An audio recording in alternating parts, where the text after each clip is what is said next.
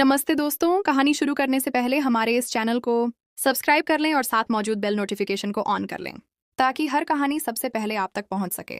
मेरा भाई रूहान एक निहायत शरीफ लड़का था। किसी ने सोचा तक न था कि वह कभी अपने बड़ों की आंखों में आंखें डालकर ऐसी बात कहेगा, मगर उस पर तो प्यार का जादू सर चढ़कर बोलने लगा था। जब घर में हर किसी ने उसकी बात को रद्द किया तो रूहान ने खुदकुशी की धमकी दी। यही नहीं, उसने व्यावहारिक रूप से भी जान देने की कोशिश की और सबका सुकून तबाह करके रख दिया।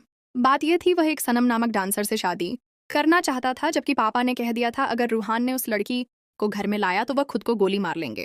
पापा का आपत्ति भी ठीक था। एक डांसर को भाभी बना लेने पर हमें भी आपत्ति था। अगर कोई लड़की गरीब और बदसूरत होने के साथ साथ लूली लंगड़ी भी होती तो हमको भाई की खुशी और पसंद समझकर स्वीकार कर लेते। मगर सनम तो एक ऐसे परिवार से संबंध रखती थी जिसके बारे में सोचकर शरीफ लोग कांप जाते थे। तभी घर में भाई ने उसकी इच्छा की। हर किसी ने मुखालफत की हवा यह कि भाई रूहान एक रोज कुछ दोस्तों के साथ एक डांस देखने और गाना सुनने चले गए और सनम को देखते ही दिल दे बैठे। जाने फिर कैसे यह संपर्क बढ़े और बात शादी तक पहुंच गई।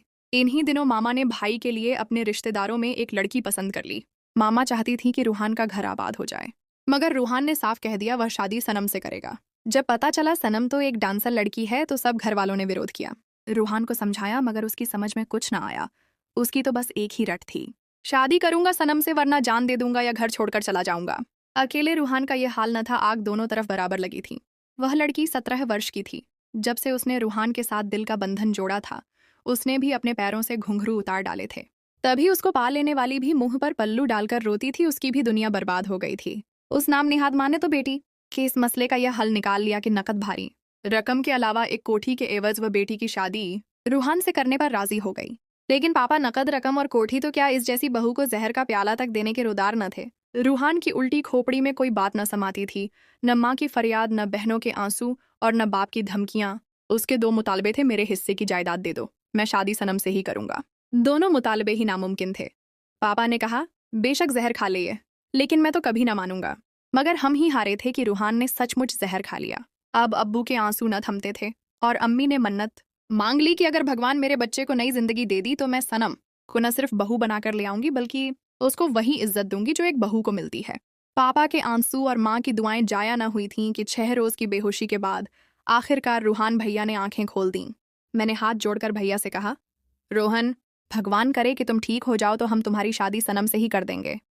भगवान को मेरे इकलौते भाई की जिंदगी मंजूर थी। वह धीरे धीरे सही हो गया। मेरी माँ ने मन्नत पूरी की और सनम को ब्याह कर घर ले आई। मैं अभी दुल्हन भाभी को सलाम करने गई, उसको देखकर हैरत से आंखें झपकना भूल गईं। ऐसी परी चेहरा लड़की तो मैंने जिंदगी में कभी नहीं देखी थी। अगर मेरे भाई ने इस हुस्न के लिए जान देने की कोशिश की थी तो बरहक बात थी। इश्क में ऐसा होता ही है जबकि हुस्न भी बेमिसाल हो। ऐसी मोहिनी सूरत पर तो आदमी जान भी दे सकता है। गजाली रोशन आंखें, सुनहरे बाल, सोने जैसी रंगत, संगमरमर से बनी हूर थी। जिसने भी हमारे खानदान में सनम के हुस्न बेमिसाल को देखा वह दंग रह गया। रोहन भाई छुट्टी पर आया था। छुट्टी खत्म हो गई। वापस जाते हुए सनम से वादा किया, बहुत जल्द रहने का इंतजाम करके तुमको लेने आऊंगा। चंद रोज की जुदाई तो बर्दाश्त करनी ही होगी। जब तक रोहन मौजूद था घर वालों ने सनम को तवज्जो दी, मगर उसके जाते ही सभी ने उसकी तरफ से दिल बुरा कर लिया। उसको मुंह न लगाते। शर्म की बात थी कि हम जैसे शरीफों के घर की बहू कहलाने के यह लायक न थी और बहू रानी बनकर आ गई है। सनम अकेली होकर रह गई थी। तभी मुझको उस पर तरस आता था। अगर वह डांसर थी या किसी गलत जगह जन्म लिया था उसने, उसका तो कोई कसूर न था। यह सब तकदीर के खेल थे। और अब अगर वह इस घराने की बहू बन चुकी थी तो फिर उससे इतनी नफरत क्यों? एक मैं ही इस घर में वह वाहिद हस्ती थी जो उस पर रहम खाती, उससे बात करती और उसके साथ हुस्न अखलाका से पेश आती थी। वह भी सिर्फ मुझ पर ही तकिया करने लगी।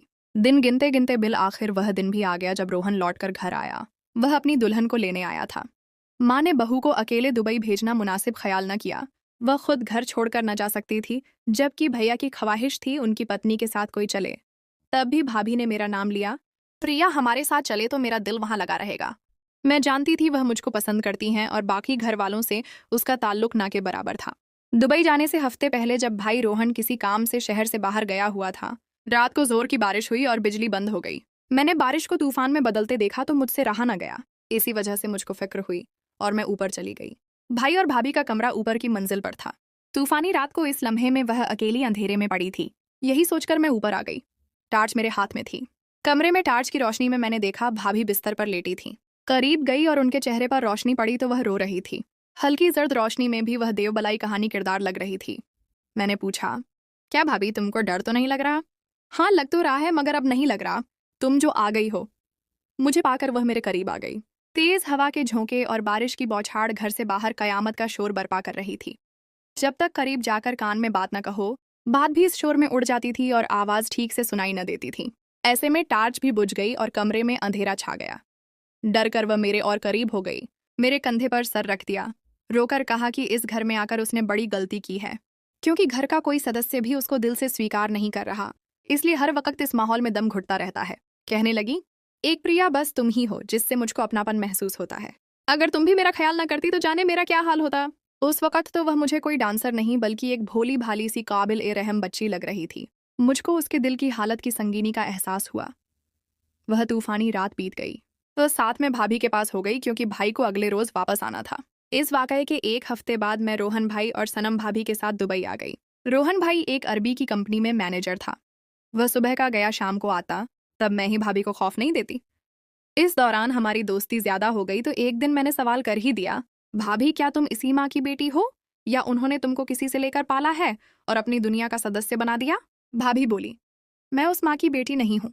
मुझको उन्होंने उस वक्त खरीदा था जब मैं 5 वर्ष की थी, और 5 वर्ष की बच्ची की याददाश्त ठीक ठाक होती है।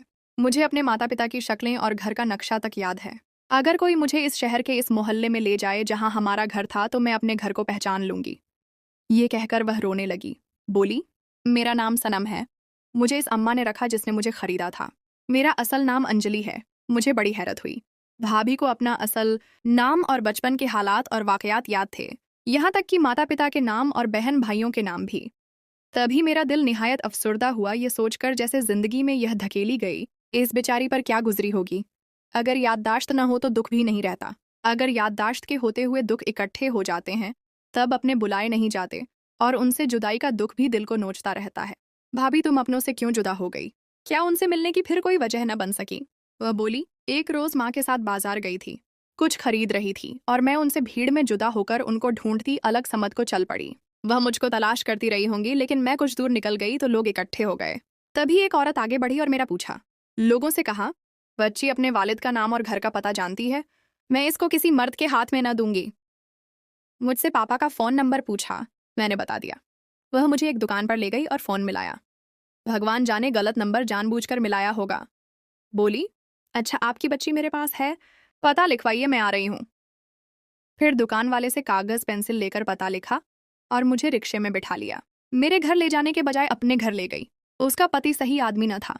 उसने मुझे मेरी मौजूदा नाम नेहद माँ के पास लाकर बेच दिया, और फिर उसके बाद मेरी माता पिता से मिलने की कोशिश न बन सकी। एक आध बार कोशिश की, मगर तब तक फोन नंबर भूल चुकी थी। घर का नंबर भी याद न आ रहा था, सिर्फ माँ बाप का नाम और उनके चेहरे याद रह गए। ये सब बताकर भाभी बहुत देर तक रोती रही। मैंने उसे चुप कराने की काफ़ी कोशिश की। उस वक्त मेरी उम्र 25 वर्ष होगी, जबकि वह 20 वर्ष की थी, और भाई रोहन 23 वर्ष का था। हमारी उम्रों में ज्यादा फर्क न था। मैं भाभी के जज्बात को समझ सकती थी। अब मुझको और ज्यादा उससे मोहब्बत हो गई। हर वक्त भगवान से यही दरख्वास्त कि मेरी भाभी को उसके माता पिता से मिला दें। भगवान ने मेरी सुन ली। एक रोज हम दुबई के एक मॉल में थे तो मैंने अपनी भाभी की हमशक्ल लड़की को देखा। इतनी मुमासिलत दोनों की सूरत में पाई कि मुझे लगा इनका आपस में कोई रिश्ता जरूर है। तभी मैं उस लड़की के पास गई और पूछा, क्या आपके पिता का नाम विजय सिंह है? वह चौंक पड़ी और बोली, हाँ। वह बहुत ज्यादा हैरान हो गई। हाँ, लेकिन आप कौन हैं और मेरे माता पिता को कैसे जानती हैं? मैंने कहा, आपकी बहन बचपन में बाजार में अपनी माँ से बिछड़ गई थी। हाँ हाँ, लेकिन आपको कैसे मालूम? वह रही आपकी बहन। मैंने अंजलि भाभी को आवाज दी, जो रोहन भैया के साथ एक दुकान में खड़ी देख रही थी। भाभी इधर आओ जल्दी से। मैंने हाथ से इशारा किया। वह मेरी तरफ आ गई। इतने में उस लड़की की माँ भी करीब आ गई। आपकी अंजलि नाम की बेटी खो गई थी जब वह 5 वर्ष की थी। वह मेरी पत्नी है। ये रही वह 5 साल की बच्ची। मैंने भाभी को हाथ पकड़कर अपनी जानिब खींचा। वह महिला ने गौर से भाभी को देखा और अगले लम्हे वह अंजलि भाभी से कुछ कहकर उससे लिपट गई। क्योंकि यह उनकी खोई हुई बेटी थी तो दूसरी बेटी की हमशक्ल थी। ये दोनों उनकी जुड़वा बेटियां थीं।